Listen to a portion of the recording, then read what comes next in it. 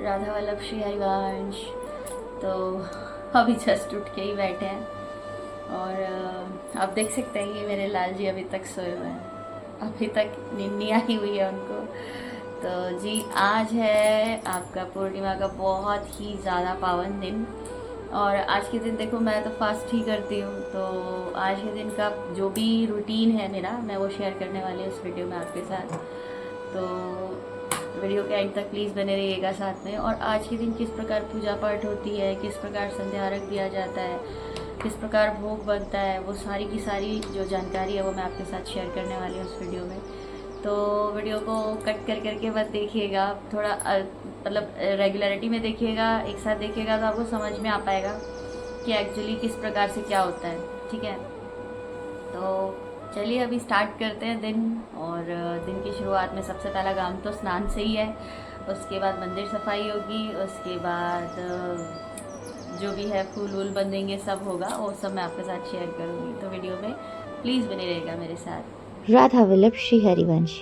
तो जी अब मैंने स्टार्ट कर दिया अपने घर का कार्य पूर्ण करना, ताकि फिर मैं पूजा में जल्द से जल्द बैठ सकूं। और हाँ, पूर्णिमा व्रत रखने का सबसे अच्छा फ़ायदा जो लोगों को शायद, मुझे लगता है कि लोगों को शायद उतना नहीं पता, सबसे अच्छा फ़ायदा जिसको ये लगता है ना कि मेरा मन अशांत है, या मुझे कोई मानसिक प्रॉब्लम है, या मेरा मन नहीं लगता किसी काम में, या मेरा मन जिसका अपसेट रहता है ना ऑल द टाइम, या जिसको मन से रिलेटेड कोई प्रॉब्लम है, मैं उन सब से हाथ जोड़ के बोलूँगी प्लीज़ पूर्णिमा का फास्ट करके देखिए। आपको ऐसे रिजल्ट्स मिलेंगे ना जो शायद कभी नहीं मिल सकते कुछ भी करने से नहीं मिल सकते। तो फाइनली अब मैं आ गई हूँ किचन में, और मैंने सबसे पहले चढ़ाया दूध, और फिर उसके बाद मैं जा रही हूँ अब पंजीरी बनाने, क्योंकि पूर्णिमा के व्रत में पंजीरी का भोग लगना बहुत ज़रूरी है। और कुछ दूध मैंने वैसे एक्स्ट्रा भी निकाल लिया था, क्योंकि पंचामृत स्नान भी होगा आज हमारे प्यारे से नन्हे से राजकुमार का। राजकुमार मैं इसलिए कह रही हूँ क्योंकि कुछ भी हो तो पहले उनकी मर्जी चलती है, पहले उनसे पूछा जाता है हाँ जी क्या खाना है, कैसे करना है, तो जो उनकी इच्छा वो हमारी इच्छा, इसलिए मैंने राजकुमार कहा। हाँ, आज के दिन पूजा में फूल, फल, दूध, दही और दुर्वा, इन सब का बहुत ज़्यादा महत्व है। दुर्वा इसलिए ताकि हम गणेश प्रभु जी को अर्पण कर सकें। और देखो बातों बातों में ही मेरी पंजीरी बिल्कुल रेडी हो गई, और अब मैं चली अपने प्यारे ठाकुर जी का पंचामृत अभिषेक करने। देखिए, पंचामृत अभिषेक करने का सबसे महत्वपूर्ण सिर्फ एक ही रीज़न है, और वो ये है क्योंकि हमारे ठाकुर जी को पंचामृत अथाह प्रिय है, और इनसे अभिषेक करने पर उनको बहुत आनंद मिलता है। अब आप सब पूछेंगे कि आपने तो केवल चरण प्रक्षालन ही किए थे।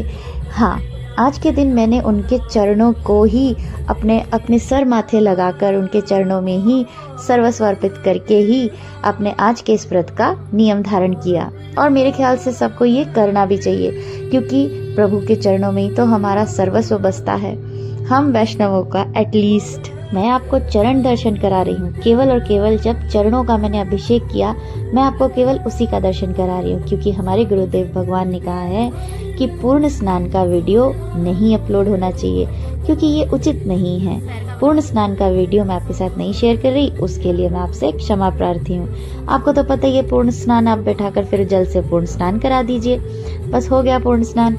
और इसके बाद मैं बैठ गई अपने प्यारे से ठाकुर जी को वस्त्र धारण कराने के लिए, तीनों ठाकुर जी को, मेरे पास तीनों है ना।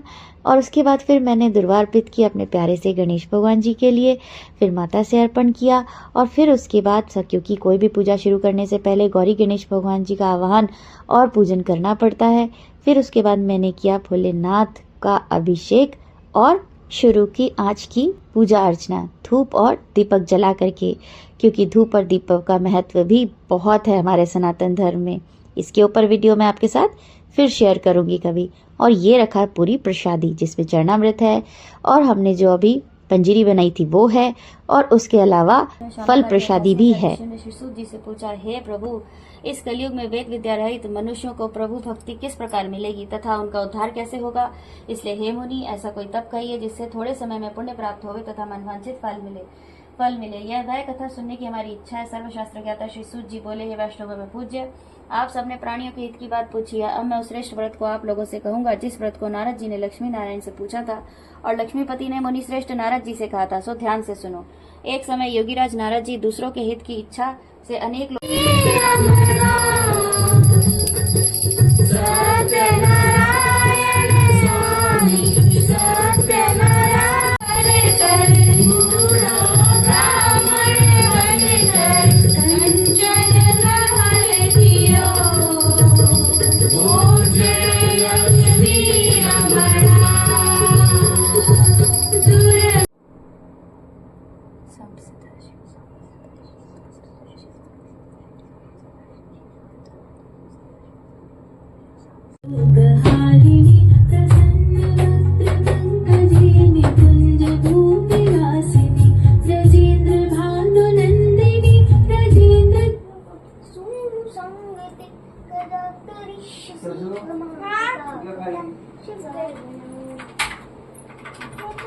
और अब बारी आ गई संध्या की। और संध्या में मैं सबसे पहले अपने पूरे घर में धुनी दिखाती हूँ, क्योंकि धुनी दिखाने से ही सर्व नकारात्मकता स्वतः ही समाप्त हो जाती हैं।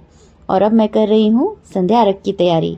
मैंने पहले दूध लिया, दूध में थोड़े कच्चे चावल और चीनी, यानी कि जितनी भी सफ़ेद चीज़ें, आप इसमें सफ़ेद पुष्प भी डाल सकते हैं, ठीक है। और फिर मैंने थोड़ा सा और दूध लिया, क्योंकि मुझे थोड़ा कम लग रहा था। थोड़ा पानी थोड़ा दूध मिक्स कर लिया और बस यही हमारा संध्या का अर्घ का सामान हो गया। और इसके बाद मैंने की संध्या, यानी कि संध्या आरती। और फिर उसके बाद मैं चली गई छत पर।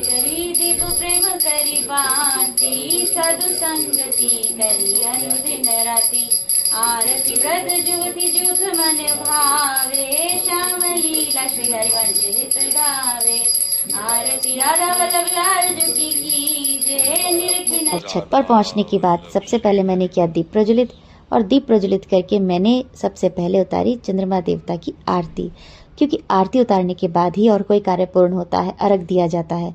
और ये देखो, चंद्रमा देवता ने हमें दर्शन ही नहीं दिए, लेकिन कोई बात नहीं, मेरा काम था वो मैंने पूर्ण किया। और जैसे ही उन्होंने थोड़े से दर्शन दिए, मैंने फटाक से अर्घ दे दिया। और अर्घ जो मैंने अभी नीचे बनाकर लाई थी वही अर्घ। और कुछ अगर लास्ट में बच जाता है ना, तो वो भी आपको अर्पण कर ही देना है, क्योंकि कुछ भी बचा के नीचे नहीं लाना है। और बस प्रणाम कर लिया हमने चंद्र देवता को। अब आप भी दर्शन कीजिए।